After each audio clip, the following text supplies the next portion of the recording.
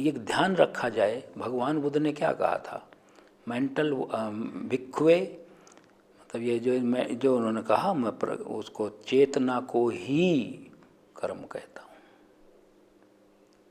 Mental वोल्यूशन is the कम्मा, मैं चेतना को ही कर्म कहता हूँ। लेकिन वो कर्म कब बनता है, इसको मैं थोड़ा आपकी जानकारी के लिए इसको थोड़ा, और आपको ये ना लगे है कि हर विचार से घबरा जाएं कि ये मतलब यह है फिर क्या होगा, कर्म बन जाएगा। नहीं, विचार तो सतत प्रक्रिया है चित्त की, क्योंकि ये हमारी सेंस ऑर्गन्स, सेंस ऑब्जेक्ट के कांटेक्ट में रहेंगी ही, चलती रहेगी, ये सतत प्रक्रिया चलती रहेगी।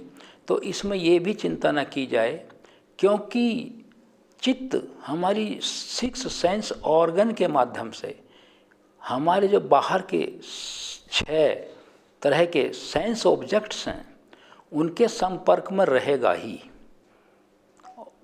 तो विचार एराइज होंगे।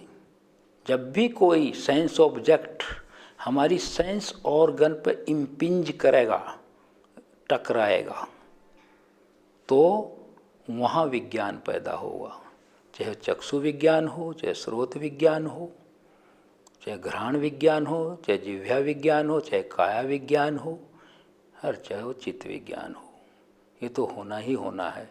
ये तो सतत प्रक्रिया है।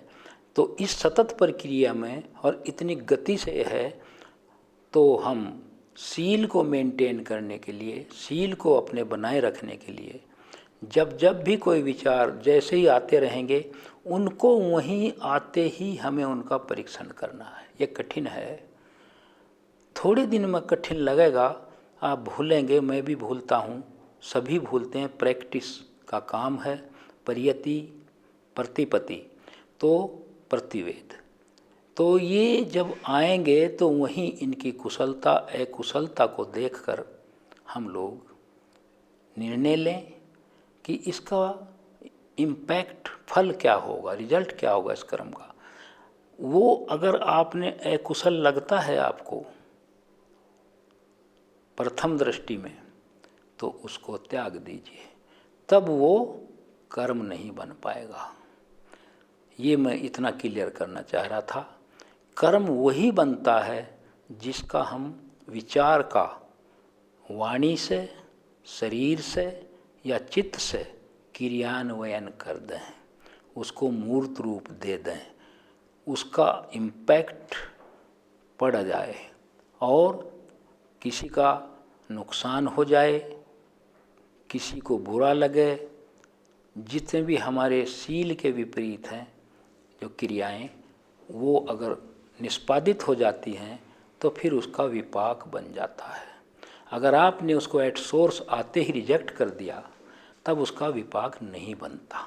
ये मैं स्पष्ट करना चाहता था कि इसमें घबराने की ज़रूरत नहीं। अगर आपने कितना भी खराब विचार हो, उसे रिजेक्ट कर दीजिए, वो फिर कर्म नहीं बन पाएगा।